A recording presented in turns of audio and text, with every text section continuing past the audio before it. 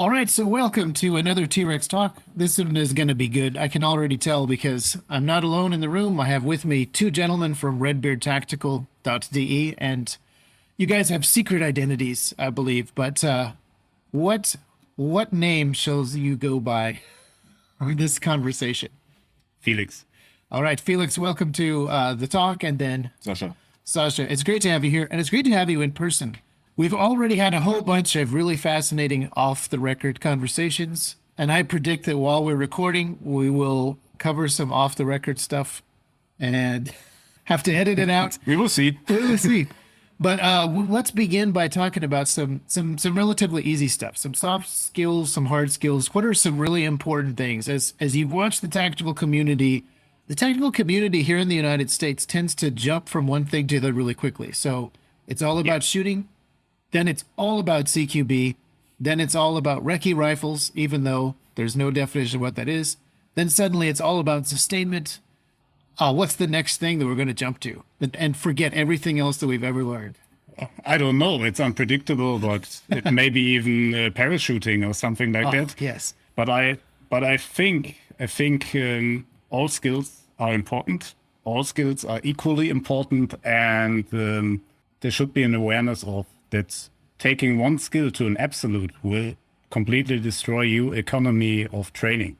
So yes. I personally see and read in my private messages that a lot of people say like, "Oh, CQB doesn't matter, shooting doesn't matter. You need to sustain." But if you're in the tactical community, why sustain for sustainment's sake?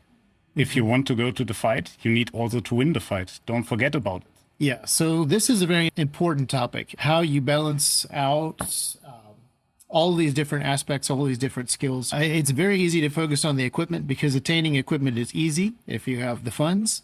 Learning how to use the equipment is very different, and learning how to use those soft skills are really difficult. So let's say you're talking to somebody like me who has the ability to acquire equipment, very little time. If I had to pick a small subset of things to start with and build upon, what should I start with? Of course, you should start with a rifle. Mm-hmm. Yeah, a rifle, a pistol. But when it comes to the kit, nylon kit, and sustainment kit side, I personally think there's no way around the ruck. There's no way around a chest rig or any other kind of load bearing equipment. And another thing, bottles. You need water. You need protection. You need food. Yeah. And balance out all these things, the sustainment and the fighting together. Yeah, balancing it. Going to balance is the really hard part. I think many people make a science out of it. Mm-hmm. So when we went to the States now, we had to pack, considering that we will fly on a plane. So we still brought our sustainment kit with us and our fighting kit with us and our assault kit with us, and what we brought is pretty minimalist, but will sustain us in the woods of Tennessee for a pretty long time. Okay. So, water. You need to be aware of the fact that you don't only need that the ability to purify water does not replace your ability to carry water. So, 6 liters a day should be carried with you. So, 6 liters equals 6 Nalgenes or something like that. And honestly, in the military, I've never really filtered water during an exercise that didn't have the goal of teaching how to filter water. Right. And the same goes for deployment. I never have filtered water during a deployment. I'm sure there are people that did it, but it's not common. Yeah. You have to carry that load. And I think the backpack is a good symbol because there are many people that try to go around the backpack like they're getting a belt kit and say, "Oh, I don't need a backpack right now." Yeah, no, a backpack is heavy, but you need it. 6 liters of water are 6 kilo. You don't want to carry those 6 kilos plus your fighting kit in your belt kit. Yeah, there are basics and there are extras. Yeah, so the basics are always the same. The basics are those which work for the most armies, and the basics are always works with the most environments. Mm-hmm. And the extras are applied for whatever task you are assigned to. Mm-hmm. And one of the things that is interesting, so not only do you need to carry this equipment and the sustainment gear with you, but you're talking about moving distance. And so movement and knowing where to move Yeah. is a logical extension of this. Land nav is a very, and the ability to march long distance is a very big issue in the tactical community right now. As you may know, we do quizzes on land nav and other topics. And so far, land nav was the topic where most people had really difficulties in doing it. And people had been really reflective and said, like, I need to learn land nav at some certain point. And it's the good thing about land nav is that it's a hard skill. So you can prove that you're either right or wrong. It's not like tactics where we can discuss all day. If Isaac, if you go to the wrong destination, I can say you were wrong. I did say, gave you another destination. We can discuss about it. Yeah. We can discuss about the whys, but we can't discuss about the outcome. Yeah. Well, I was also going to say, you can also scroll back through your quizzes and you can see how many I have failed on Instagram. So Yeah. how often do you check my answers? I actually don't have the time to check for how good. individual answers, but sometimes I look at certain answers because some really stand out when we have like 4 options and one option is completely wrong. It's pretty interesting to see that. But I respect everyone who's participating because when we have like 5,000 viewers of a story, only about 1,000 participate. Okay, So interesting. do it. Just check your skills. Yeah, no, definitely. Everybody listening, check your skills. Apparently, you don't check unless we said something really hilariously wrong. Then it's worth looking. Yeah. I know I've done that a couple of times. I know that I've picked an option that later like 7 people picked. So Yeah. embarrassing, but useful for learning.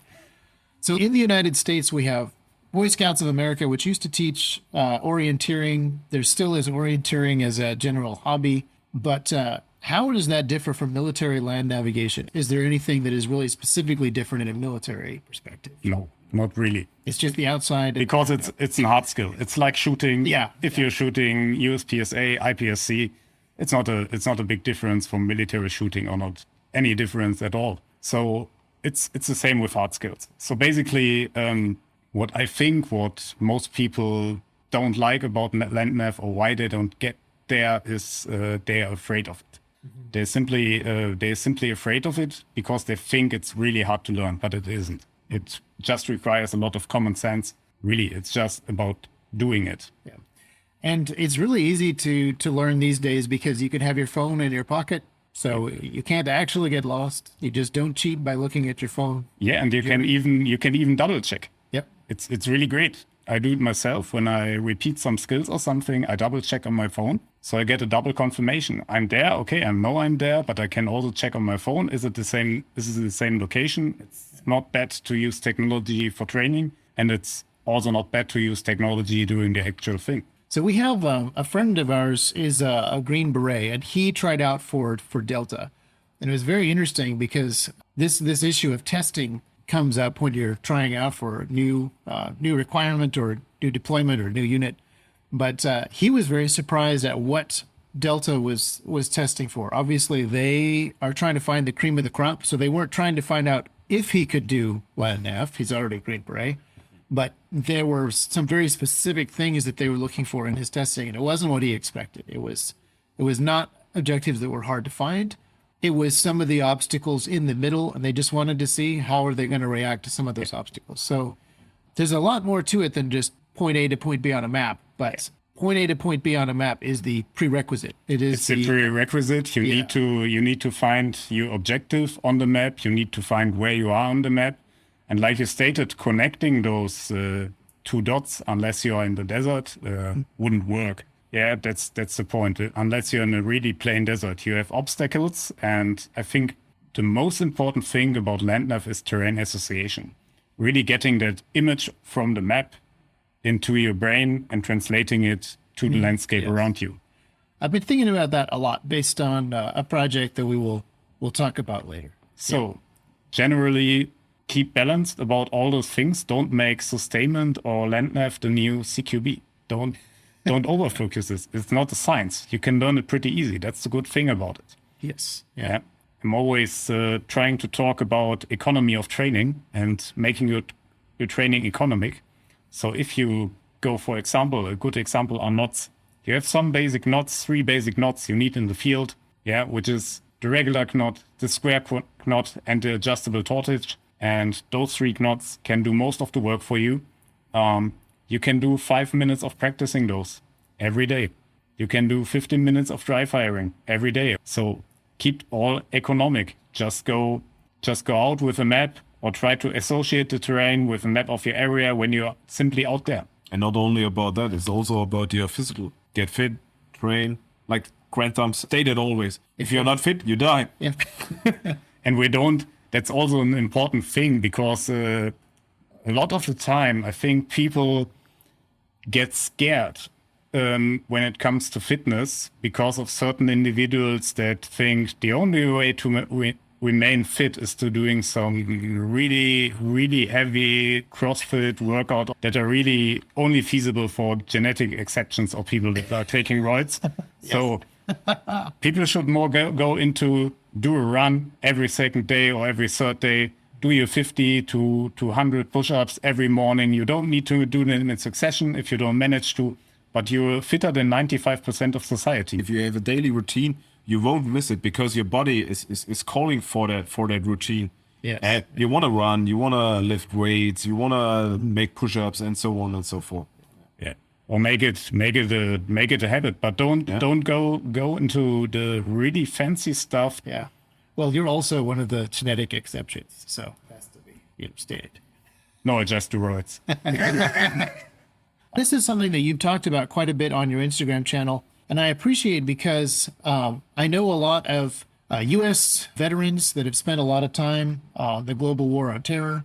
But even your perspective that both of you bring to your Instagram channel, even though you have fought in Afghanistan and been to a lot of these similar places, the German military has gone about them in different ways, with different doctrine, different level of support.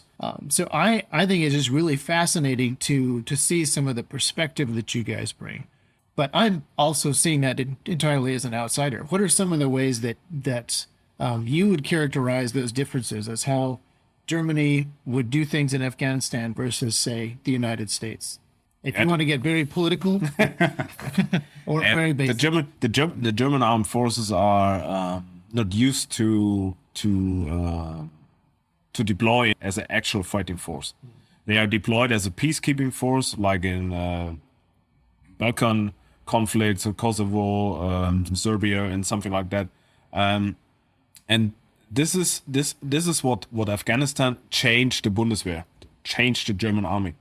The German army was forced to conduct offensive operations, to conduct delay operations, to conduct everything which is related to a combat operation, and also to getting used to have casualties, either wounded, dead, fallen, whatever. Yeah? This is what Afghanistan has changed the Bundeswehr very much.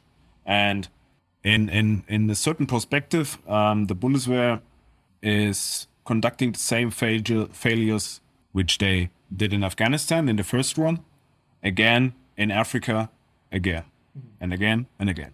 And this is what the Bundeswehr is very lacking about it, the lesson learned. Yeah? We are always delaying on our lesson learned about at least 15 years. That sounds about right for all the military history I've studied. Yeah. 15 years is a pretty good response baseline for state militaries. We have to look at the fact that the German, as Knopfi stated, the German military has had many firsts during Afghanistan. So in my first combat deployment, it was a lot of firsts, that vehicles engineered for the Cold War, like the Marder IFV, have seen their first use in combat. I actually participated in the first attack conducted by German forces since World War II. That's a lot of time. Yeah. That's a lot of time. And I didn't realize it back then. I read it in the newspapers. Oh yeah, that's real. That got me pretty interested in why things are like this. And we also had to test out a lot of new stuff, and we realized that some stuff didn't work in the desert, for example, like the ammunition for howitzers didn't work the first time. Right. Yeah. And then, since there's now this 15-year lag, everybody's looking at Ukraine. Yeah. Everybody's considering a completely different type of engagement, environment, everything. And so 15 years from now, they'll be ready for fighting the Russians in Ukraine. Yeah. And we will have a new Afghanistan or something along Yeah. those lines. Yeah. Interesting. Yeah, I believe that governments have also changed their priorities a little bit. After World War II, this idea of fighting near-peer wars kind of faded away. It faded away during Korea and Vietnam, Yeah. and then definitely after Vietnam, to the point where I lived in New Zealand at the time when they sold their Air Force. They had Skyhawks that needed to be replaced, but they didn't replace them with interceptor aircraft, which is a great thing to have if you were an island. If you're an island nation, interceptor aircraft are extremely useful. They replaced them with Strikers, and they picked the largest Striker, the LAV-3 Striker, that doesn't fit into a C-130. We were talking about this yesterday. Yeah. So they ended up with a peacekeeping force that was really hard to move anywhere except their own country. So the focus that some of these nations have and the way that they see conflict, potential conflict, their responsibilities, their duties, even the way they see their own citizens kind of changes over the last several decades. And you can see them making those decisions even in what they purchase. But then a new conflict comes along. You see that the Russian bear is still prowling about, and everybody kind of loses their minds from him and runs around and changes policy drastically. I think force always needs a utility to be justified. Yeah. That's a really important point. And many nations have seeked for an utility. And like the scenario that you described on this island nation is really self-explaining. Yeah. Where they can be used, it's on domestic ground. Yep. Yeah. And the government decided that's the utility of force, why they should have enforced Yeah. anymore. And now stuff changes and the world isn't the same peaceful place in majority as it was before. We had those very clean lines between the Mid-East basically and the Hindu Kush, where we had war, and we had the rest of the world, the Western world, like we like to call us, no matter where we are located, that was essentially peaceful. Mm-hmm. And Ukraine changed a lot of this. Yes. And it kind of also, I think, goes back to you develop a lot of presuppositions, a lot of things that you assume to be true because they were true at one time. Yeah. So when I was very small, everyone was preparing for a Cold War with the Soviet Union. NATO was built for the purpose of uniting a bunch of little countries to fight a great big empire. Yeah. And that affected the entire world. So New Zealand never saw itself as having a complete military capability. It always saw itself as being an ally to a larger coalition force. And I think that this idea came about in the 80s that we're going to fight world wars from here on out.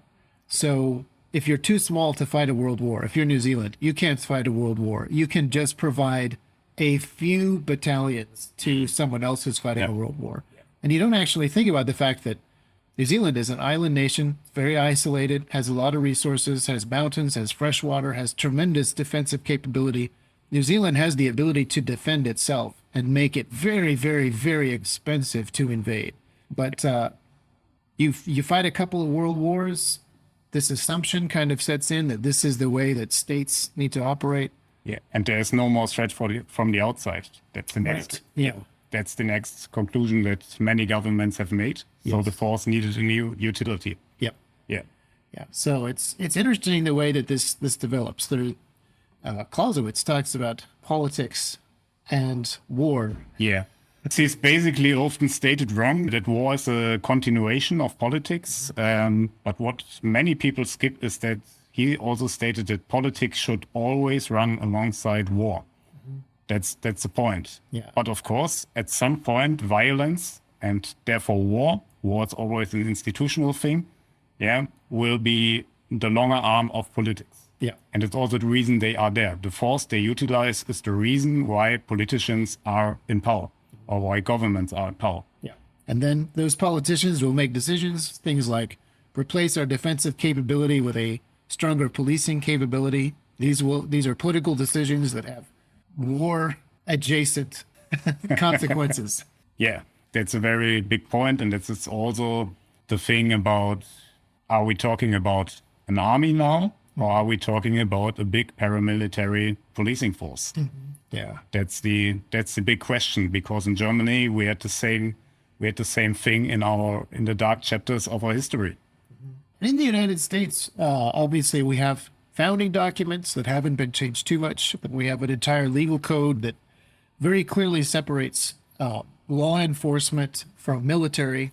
But yeah, we've also seen very recently that if there is an emergency, people will sign new emergency powers documents. People will change things, and things can change very quickly. So yeah, I think it is really important that people on the ground really be paying attention to these things and not just make the assumption that major changes don't happen in their lifetimes. Major changes always happen in history. They never happen in the future. Laws are not natural. They have been written, so everyone can rewrite them. Yes. It's a piece of paper at the end of the day. Laws are invited with the purpose of someone. Yes. It's good to pay attention to these sorts of things. We're right on the edge of getting to something that we would have to cut out. I can feel it in there. But understanding some of these bigger issues, I believe, are really as important as land nav, fresh water. Having an idea of what's going on and what caused it, I think, is really, really important.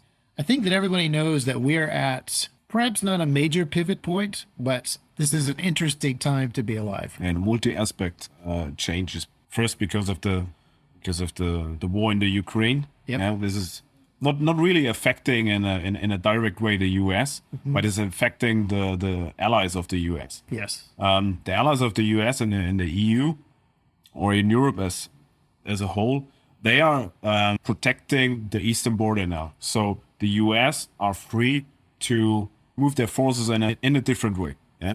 And for you, I don't know too much about the changing the laws, but I think you have the really big issue between the pros and the cons for that law. Private gun ownership is a major factor in everything from geopolitics to how safe my family is at home and inside our own four walls. So quickly, as soon as the Ukrainian government started handing out rifles to their citizens, well, first of all, it was late because the invasion had already begun. Right. Oh, yes. No time for training, but still better than nothing. Yeah. And everybody in America said, hooray, the people will resist the invaders. Yeah. But now, just a few months later, so many people in America are saying, you would never need an AR-15. Under what circumstances would you ever need an AR-15? You should hand it back into the government. It's partly because the war in Ukraine became something of daily life. It's also not in first place in the news Become normal. at all the time, and you're getting used to it.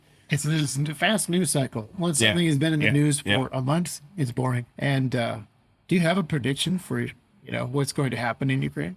We have or at least I have a very rough prediction. I think Russia will, as always, or as they have done before, retract some of their initial goals, which they already did. They will retract them more.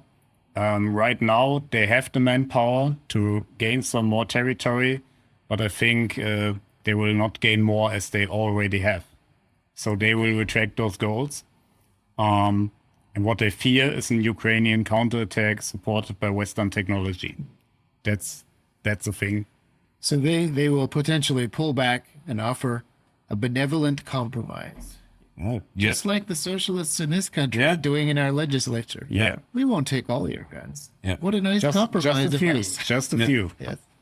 Just a very dangerous guy. Yes. Yeah. Russia tried to run a low cost war now. You can see it clearly to pull out the modern weapons they use and put in the older T-62 weapons to minimize the cost now. Yeah. And to use the foreign, let's say, mercenaries, the Chechen, the Syrians, and whatever. Yeah. Is there, do you think that's just a mere cost-cutting measure, or do you think they want to just have those things in reserve for It's both. It's both. future? It's both. Yeah. It's both. It's both, because if they are running in an insurgency war, guerrilla war, they guerrilla wars are expensive. Yeah. And usually the attacker in a guerrilla war fails. Russia experienced that already. They experienced 2 Chechen wars. They experienced the fighting in Afghanistan about 10 years, and they failed. Yeah. And even in 2008, it was the case. They almost failed because the Georgians closed the 2 tunnels for the Russians, and the Russians just called the Georgian government and threatened them: if you don't open the tunnel, we bomb Tiflis, no matter civilians or military goals. The advantage of a guerrilla force against a conventional force is that the conventional force always fights an industrial war, meaning they will utilize their industrial capabilities, their financial capabilities, their population's capabilities, while the guerrilla force is fighting a people's war. They have a very low cost, very low effort, and can disperse whenever they want because they don't seek a decisive battle. Yeah. So turning this around from the perspective of the attacker, you will lose lots of money, lots of population, lots of morale, and with little result, because you can face this decisive battle. Yeah, that's a very important point, because the guerrilla will always evade this decisive battle. It's not like in the movies where then the intruder gets driven out at some point in a glorious final fight or something. Everybody cheers. Yeah, everybody cheers, and the movie is over. Yeah. Yeah, it's a long-term plan. It's a long-term fight for the guerrilla, and he will not win at the tactical level. He will always lose at the tactical level in the long run, as long as he doesn't disperse in time. Yep.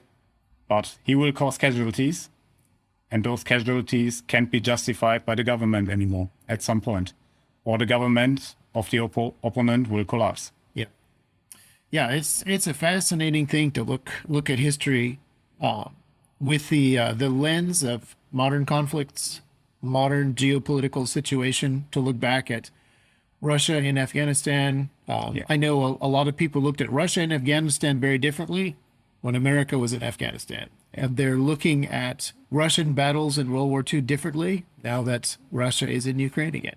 So it is always interesting to do that study. Yeah. And I also think that many Americans, but also many Europeans, even out of our community, don't really support the Ukraine for the right reasons. Mm-hmm. Yeah. I think that especially as an American, you should see that the Second Amendment is there for a reason. Yes. And we talked about this before, that this concept of defense that America has when we're talking about a foreign danger, those several lines, like the US military, the US National Guard, and the armed citizen, can be reversed at every time. Because if something different happened, like Sasha said before, for example, the American military supports Ukraine with troops and shifts a major body of troops. Mm-hmm. Yeah, because NATO is still counting on the US. Without the US, NATO won't run. Yeah. Yeah. They're going there. Lots of military forces are bound in Ukraine. And let's say, for example, China decides to invade in a classic Red Dawn style scenario.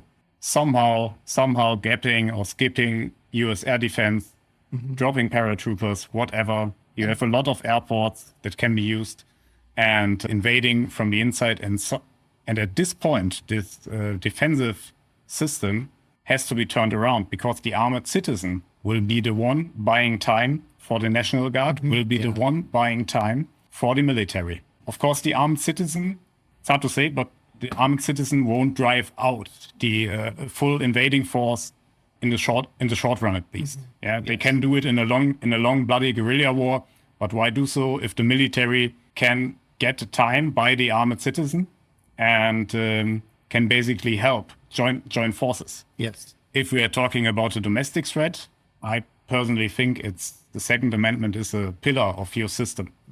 Yes. It's the pillar why you basically have more freedoms and don't get as much nurtured by the government as we in Europe, for example, do. But therefore you need to train your basic skills. Yep. You need to have that. You need to train that, and you need to sustain that basic skills like land nav, shooting, how to move in the terrain, and so on and so forth. Those pillars of defense. And yes, we have to talk about prepared citizens, because in a serious fashion, what we do at Redbeard Tactical, because things are getting serious. At the moment, the world is showing us, or history is showing us, or the present even are showing us again that this stuff is going to happen.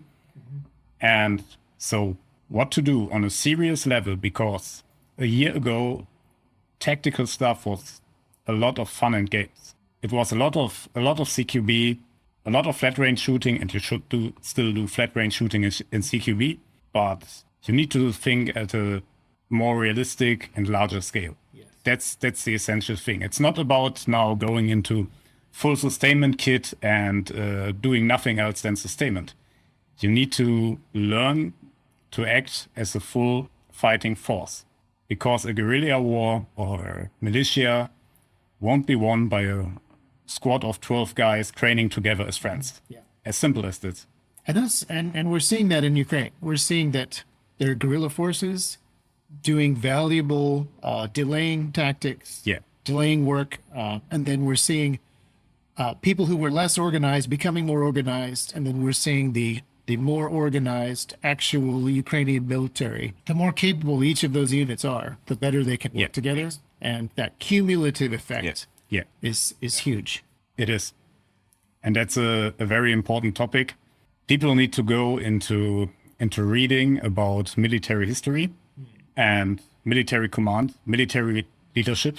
It's really important to do so, how a fighting force works. And we talked about this during lunch today. And I personally think that those that prepare for serious things today are a bit ahead of their time. And those guys will not be the assaulter in a breaching team or whatever, or in a CQB unit. Those guys will basically be the leaders of sections, of squads, of guerrilla platoons.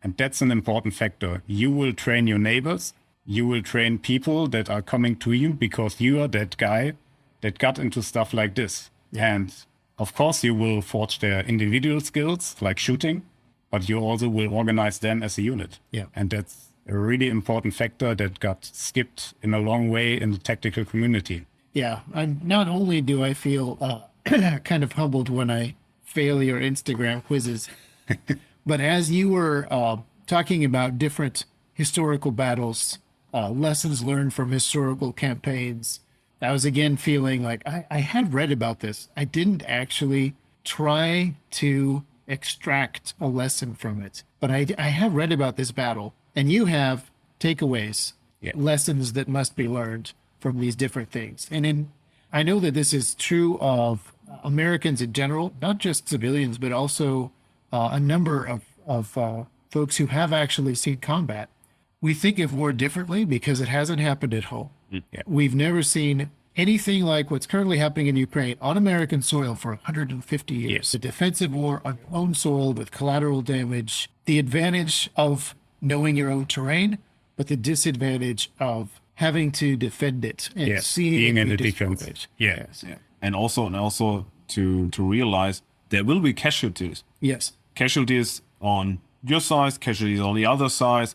There are casualties in the civilian and in the military side, on the police, on whatever. Yeah. But the big advantage is you are fighting for your homeland. You are fighting for your family, for your neighborhood, for your community. Mm-hmm. This is for your moral, and this is your motivation. Yeah. This is what drives you to give your best. That's basically it. Yeah.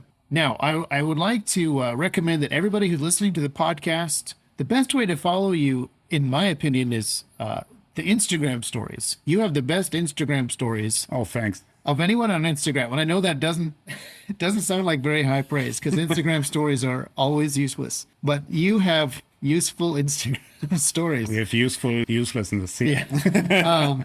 You even make Instagram useful. And then the Patreon content is excellent as well. Subscribers get PDF files of the information that is in the Instagram stories. So they're easier to read, easier to save, easier to print, easier to refer to. So everybody should look up redbeardtactical.de. So everybody should be following that. And could I request book list?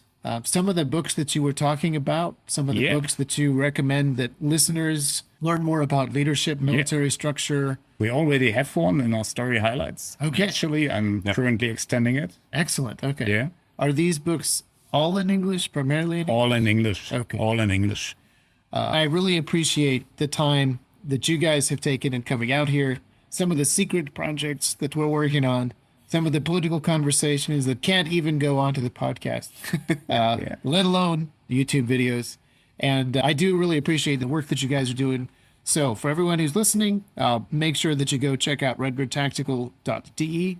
That's the Instagram, and our website is redbeardtactical.com. So in the regular internet, we're international. Okay, fantastic. Well, I'll put the links in the show notes. And I will now turn off the recorder so we can talk about really interesting things. Sorry, podcast listeners. We'll figure out how to take care of this sort of thing in the future. Thank you.